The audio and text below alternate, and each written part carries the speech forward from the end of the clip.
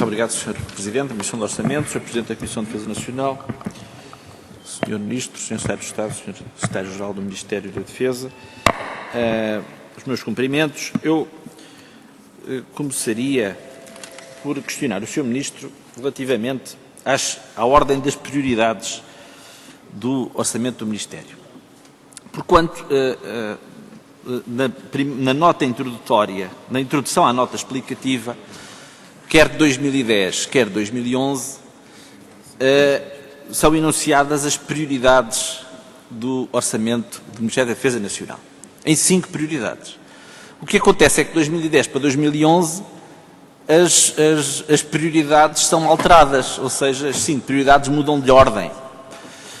E aquela que era a primeira prioridade no orçamento para 2010, que era a modernização das Forças Armadas, passa para a terceira prioridade, enquanto que o empenhamento nas Forças Nacionais Destacadas, que era a terceira, passa para a primeira. Ou seja, e de facto, olhando para o orçamento, vê-se que de facto é assim, porque se há uma verba que é absolutamente intocável para este Governo é das Forças Nacionais Destacadas. O que não deixa de ser significativo, não é? Creio eu que é relativamente insólito com um orçamento de Estado, como é proposto, que se assume como verdadeira emergência nacional em termos financeiros, que haja algo de intocável, não é? E que essa intocabilidade recaia precisamente sobre o emprego de forças portuguesas em teatros de guerra fora do território nacional, sem que haja uma fundamentação caso a caso dessas opções. Ou seja, estavam afetos a essa função 75 milhões de euros para 2010, continuarão 75 milhões de euros para 2011, sem que haja uma justificação relativamente a cada um dos teatros de operações em que as Forças Armadas estão envolvidas. Ou seja, considera-se que isso é uma matéria que não se discute. Também é significativo que as políticas de apoio aos antigos combatentes e aos deficientes das Forças Armadas, que eram a terceira prioridade, tenham passado para a quinta e última. Bom, o Sr. Ministro poderá dizer, bom, mas esta definição, esta enumeração de 1 a 5 das prioridades é aleatória. Eu creio que se não deveria ser, mas o Sr. Ministro dirá se houve alguma razão para que esta ordem das prioridades tenha sido alterada. Não quero crer que seja aleatório e creio que esta ordenação tem algum significado. Sobre questões concretas que eu gostaria de abordar.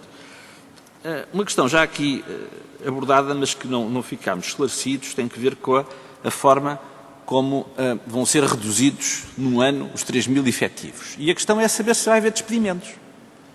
Questão muito simples. Dos atuais efetivos das Forças Armadas, alguém vai ser despedido? Questão que coloco. Entretanto, há algo relacionado com esta matéria no articulado do Orçamento de Estado que é muito preocupante, porque é uma alteração das regras e das expectativas, não só das expectativas, mas de direitos que foram prometidos, não é, aos contratados e que agora são retirados. Eu refiro-me particularmente ao artigo 23º do Orçamento de Estado, que transforma as bolsas de estudo a que os contratados tinham direito quando cessassem os seus contratos, ou seja, nos termos da legislação em vigor, um contratado do Exército, quando cessa o seu contrato, tem direito, se for estudar para o ensino superior público, tem direito a uma bolsa de estudo que tem o valor de 10 meses, portanto é pago em 10 mensalidades, correspondentes ao vencimento de um cabo especialista. Bom, o Governo substitui essa disposição por um subsídio para o pagamento das propinas, sabendo-se que as propinas do ensino superior público são de 900 euros por ano, mais coisa, menos coisa. Bom, verifica-se que há um corte absolutamente drástico relativamente ao regime atual. Ora bem, um jovem que foi contratado para o Exército na expectativa de fim do seu contrato teria uma bolsa de estudo que permitiria estudar no ensino superior e suprir, enfim, as suas necessidades básicas, com determinado vencimento, embora pague 10 meses por ano, deixa de ter isso. Pura e simplesmente. Há aqui uma alteração de regras no fim do jogo, o que é absolutamente inaceitável, Sr. Ministro. Gostaria de que o Sr. Ministro nos dissesse alguma coisa relativamente à situação da manutenção militar e dos estabelecimentos fabris das Forças Armadas que ainda existem. Estava em curso um processo de extinção da manutenção militar. Não se tem falado sobre isso. No Orçamento do Estado não há qualquer referência e era bom que ela fosse feita. Sobre a Lei de Programação Militar, aquilo a que nós assistimos já não é uma cativação. Eu saliento de facto a diferença em relação ao que se passou no Orçamento para 2010. No Orçamento para 2010 havia uma cativação de 40% das verbas da Lei de Programação Militar. Agora não se passa isso. Agora o que há é, efetivamente, uma redução das verbas da Lei da Programação Militar.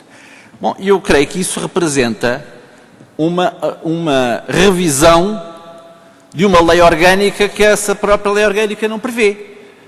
A revisão da Lei da Programação Militar acontece nos anos pares, se não estou em erro, exatamente, nos anos pares, e, portanto, tem uma tramitação, para além de que se trata de uma lei orgânica que tem valor reforçado. E o que nós estamos a assistir agora é uma alteração de uma lei orgânica por via de uma lei de Orçamento de Estado. O que é insólito. É insólito. Insólito e de constitucionalidade duvidosa.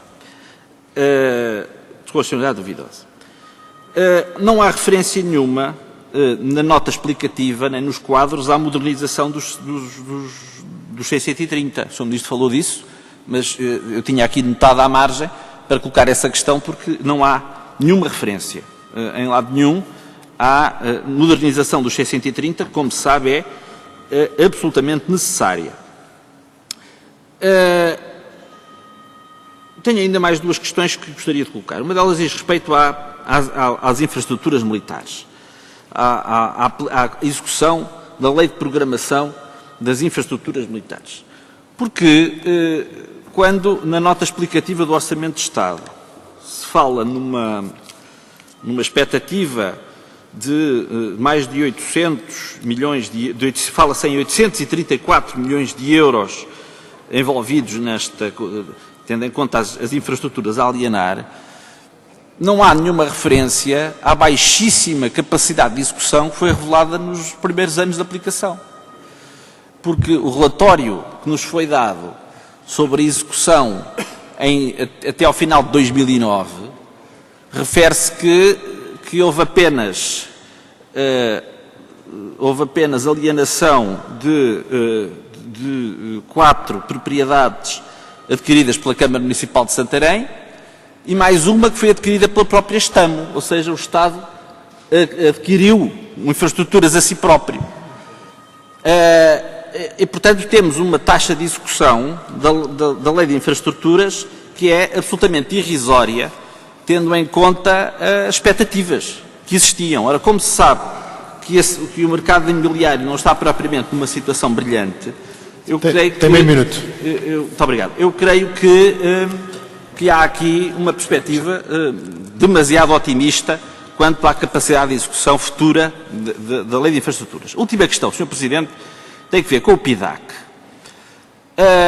Porque se nós compararmos os quadros do PIDAC do último orçamento, ou seja, do orçamento para 2010, e agora compararmos os de 2011, no que se refere a 3 necessidades inquestionáveis, que são os navios de patrulha oceânicos, os navios de combate à poluição e as lanchas de vigilância costeira... Tenho de pedir que conclua, formulando a questão. Eu vou deixar então esta questão do PIDAC para a próxima ronda, creio que ainda dispomos de algum tempo. Neste momento